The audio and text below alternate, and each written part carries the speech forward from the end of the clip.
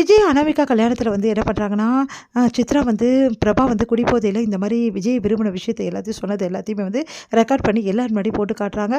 அத பார்த்து எல்லாரும் அதிர்ச்சி அடைறாங்க. பிரபாவ கேட்குறாங்க. அதுக்கு பிரபா எந்த பதில் சொல்லாம தவிக்கிறாங்க. இந்த சூழ்நிலையில பிரபாவ நான் ஃப்ரெண்டா தான் நெனச்சேன். ஏன் பிரபா இப்படிலாம் பண்ண? அப்படின்னு சொல்லிட்டு விஜய் வந்து கேட்குறாரு. அதுக்கு பிரபா வந்து என்ன மன்னிச்சிடு அப்படின்னு சொல்றாங்க. எல்லாருமே வந்து இதுக்கெல்லாம் காரணம் இந்த மகா தான். மகா தான் வந்து அவங்க தங்கச்சி எப்படியாவது வந்து விஜய்க்கு கல்யாணம் பண்ணி வைக்கணும்னு சொல்லிட்டு பிளான் பண்ணியிருக்கா அப்படின்னு சொல்லிட்டு என்ன பண்றாங்க, காயத்ரி வந்து அவங்கள திட்டுறாங்க. எல்லாருமே அவங்கள பேசுறாங்க. இத கேட்டு வந்து சூர்யா செமையா டென்ஷன் ஆயிறாரு. இதுக்கும் மகாக்கும் எந்த சம்மந்தமும் இல்ல. எல்லாரும் நம்புங்க அப்படின்னு சொல்லிட்டு திட்டுறாரு. காயத்ரி கோடீஸ்வரியோட குடும்பத்த ரொம்ப கேவலப்படுத்தி அவங்கள அனுப்பிச்சிடுறாங்க. அப்போ வந்து மகா என்ன பண்றதுன்னு தெரியாம தவிக்கிறாங்க. சூர்யா அவங்களுக்கு ஆறுதல் சொல்றாரு. இந்த சூழ்நிலையில எல்லாருமே வந்து சரி எப்படியோ தொல்லை ஒழிஞ்சுது அப்படின்னு சொல்லிட்டு நினைக்கிறாங்க. மகா மட்டும் அழுதுட்டே இருக்காங்க. அனாமிகாவுக்கும் விஜய்க்கும் வந்து நல்லபடி கல்யாணம் நடந்து முடிஞ்சிடுது. அனாமிகா வீட்டுக்கு வரும்போது வந்து இவ தான் எல்லாத்துக்கும் காரணம். அதனால வந்து இவள எப்படி வந்து நம்மள ஆரத்தி எடுக்க விடக்கூடாது அப்படின்னு சொல்லிட்டு அவங்க அப்பா அம்மா கிட்ட சொல்லிட்டு இருக்காங்க. அதன்படி வந்து அனாமிகா வந்து மகா வந்து ஆரத்தி எடுத்தா நான் உள்ள வரமாட்டேன் அப்படின்னு சொல்றாங்க. அதை கேட்டு சூர்யா செமையா டென்ஷன் ஆயிறாரு. மகா தான் இந்த கல்யாணம் நடக்கிறதுக்கே காரணம். உங்க அப்பாவுக்கு பணத்தை கொடுத்து இந்த கல்யாணம் நடக்கிறதுக்கு அவ தான் காரணம். ஆனா அவளே வரமாட்டேன்னு சொல்றியா அப்படின்னு சொல்லிட்டு அவங்க அம்மா அப்பா கிட்ட என்ன நினைச்சிட்டு இருக்காங்க உங்க பொண்ணு, இந்த மாதிரி பண்ணாங்கன்னா அப்புறம் அவ்வளோதான் சொல்லிட்டேன். இங்கே மகா தான் எல்லாமே, இந்த வீட்டோட மருமக மகா தான் ஆரத்தி எடுப்பா அப்படின்னு சொல்லிட்டு சொல்லிடுறாரு. அதனால வந்து அவங்களும் வந்து எல்லாருக்கும் தெரிஞ்சிச்சுன்னா பிரச்சனை ஆகிடுமே பணத்தை வாங்கினது அப்படின்னு சொல்லிட்டு அனாமிகா அடக்கி வாசி கொஞ்ச நாள் பொறுத்து பார்த்துக்கலாம் அவளை அப்படின்னு சொல்லிட்டு சொல்கிறாங்க.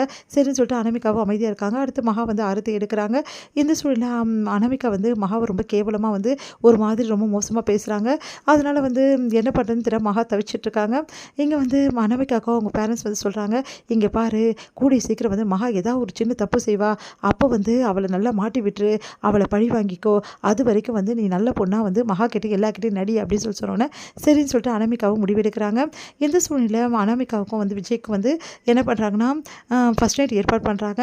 அப்போ என்ன பண்ணுறாரு விஜய் வந்து என் அண்ணி ரொம்ப நல்லவங்க, அவங்க தான் இதெல்லாம் ஏற்பாடு பண்ணாங்க அப்படின்னு சொல்கிறாரு. அதை கேட்டு அனாமிகா செமையாக டென்ஷன் ஆகிடுறாங்க. ஃபஸ்ட் நைட்டை வந்து எப்படியாவது வந்து கெடுக்கணும், ஃபஸ்ட் நைட் நடக்கக்கூடாது அப்படின்னு சொல்லிட்டு முடிவு பண்ணுறாங்க அனாமிகா. அதனால் வந்து வேணும்னே சண்டை போட்டு வெளியே வந்து படுத்து பிரச்சனை பண்ணுறாங்க. எல்லாருமே ஓடி வந்து என்னென்னு கேட்குறாங்க. இதுக்கெல்லாம் காரணம் மகா தான் வந்து எல்லாத்துக்கும் காரணம் அப்படின்னு சொல்கிறாங்க. மகா என்ன தப்பு பண்ணா அப்படின்னு சொல்லிட்டு கேட்குறாரு நம்ம சூர்யா.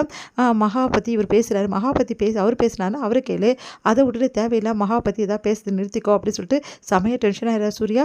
இதை பார்த்து அவங்க அம்மா வந்து என்னடா நீ இப்படி பேசுகிற, ஆமாம் பின்ன மகா என்ன தப்பு பண்ணா சொல்லிட்டு எதுக்கு எடுத்தாலும் மகான்றீங்க, அவள் என்ன தப்பு பண்ணா, அவள் பாட்டுன்னு ஒதுங்க அவள் நிம்மதியாக இருக்குன்னு நினைக்கிறா, ஆனால் எல்லாரும் அவள் நிம்மதியாக இருக்க விட்றீங்களா, எதுக்கு எடுத்தாலும் மகான்னு சொல்லிட்டு சித்தி சொல்லிட்டு இருக்காங்க.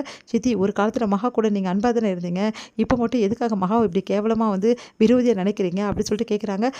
உன்னையும் மாற்றிட்டாளா அந்த மகா அப்படின்னு சொல்லிட்டு காயத்ரி வந்து ஓவராக வந்து பேசிகிட்டு இருக்காங்க.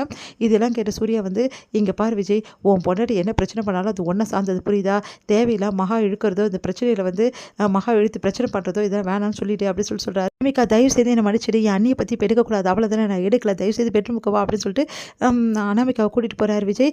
இங்கே வந்து அனாமிகா வந்து செமையாக டென்ஷன் ஆகிறாங்க. இந்த மகாவை எல்லாரும் தலைமையில தூக்கி வச்சு நாடுறாங்க, இதை விடவே கூடாது, கொஞ்ச நாள் பொறுத்து எப்படியாவது மகா வந்து இங்கே டம்மி ஆகிக்கிட்டு நான் தான் இந்த வீட்டுக்கு வந்து மருமகளாக நல்ல மருமகளாக வாழணும், எல்லாரும் என்ன தான் மதிக்கணும், அதுக்கு கண்டிப்பாக நான் வழி செய்வேன் அப்படின்னு சொல்லிட்டு அனாமிகா வந்து மனசில் வந்து வச்சுக்கிறாங்க. இங்கே வந்து என்ன பண்ணுறாங்க, நம்ம மகா வந்து மனசு கஷ்டத்தோடு இருக்காங்க.